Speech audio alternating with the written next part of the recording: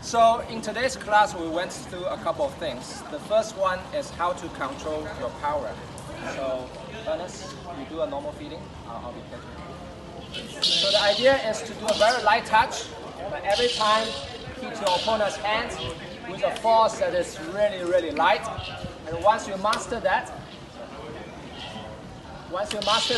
you can speed up for one of the strikes. Yeah. So now I'm speeding up the one.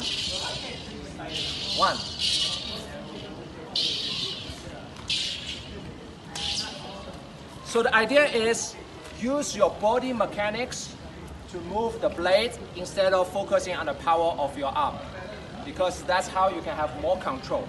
And if you do it right, so for example, just now I was doing 1, 2, 3, 4, and this one, your blade should actually be waiting for your opponent's hands to come out. If you do that, then that's the right feeling. Okay? So if you practice this one enough times, you should be able to both improve your accuracy as well as your power control. And you only use power where it's necessary. If not, you use very light touch to ensure the safety of your partner. Okay? So that's the first thing we went through.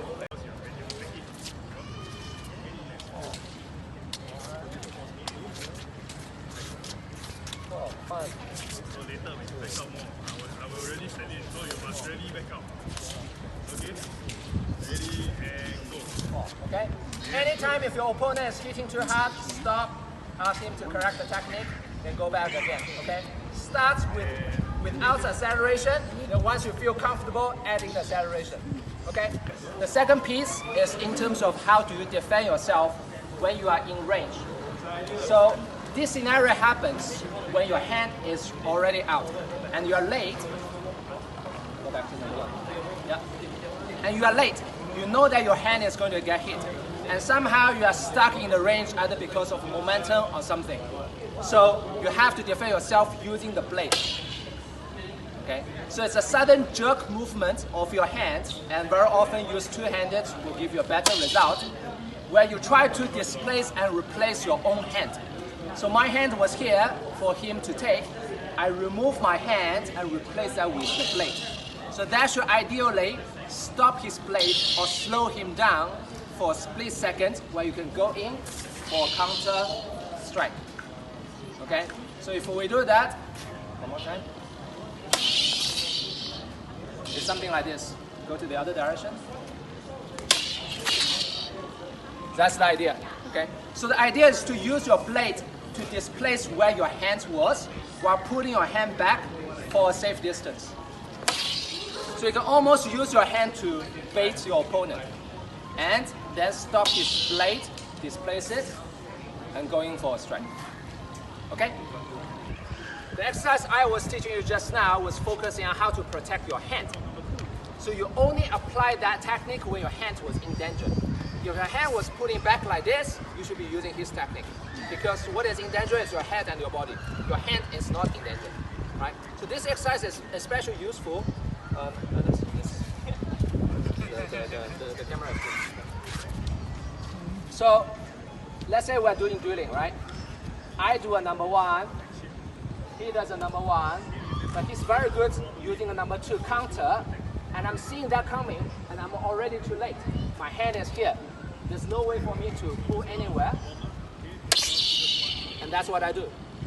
So the displace and replace concept over here is for your hand.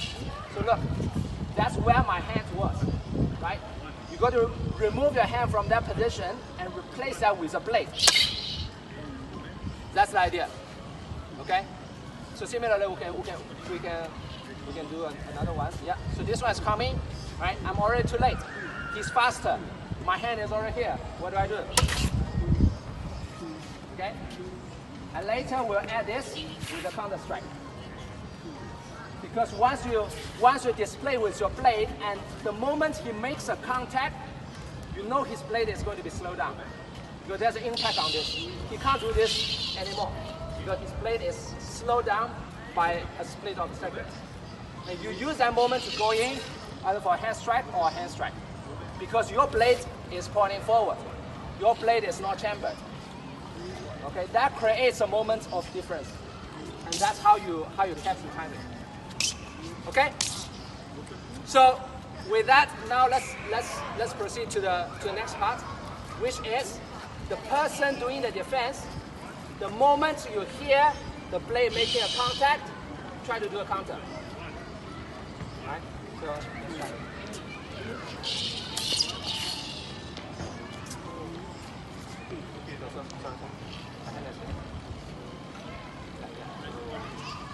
You use a tool. Yeah. Okay. If it doesn't connect, don't move. The moment you hear pia pa, so the sound should be pia pia. Okay. How was the last game? It was something new, right? It was something new, especially for the defenders. Yes. Once we take out your full work, it feels very awkward. Very awkward. And many of you are trying to defend yourself by doing this. And after a while, you find it doesn't work, especially against two opponents. Right? Because no matter how fast you swing, there's always a gap in between. Your opponent just need to wait, come in, and hit you. What you need to focus on is your body is here. Your body is not going anywhere. If your opponent is trying to come in and hit you, he has to come into your space. And that's what you got. Right? You don't try to do this because this is your space. You see the moment he comes in, he needs to close the gap. You only need to put the blade out. You will always be faster than him. Worse is a mutual, right? But you are Tower, you have 5 HP, he has only 1. So you should be okay. So the idea here is learn how to defend your space. Learn how to defend your hand, use your blade. In those moments where you don't have the luxury of the footwork. So sometimes you go in, you charge in, oh shit, he's already trying to hit my hand. I'm too late. And my momentum is already charging forward. There's no way for me to pull back. What do? Immediately this. Displace and replace.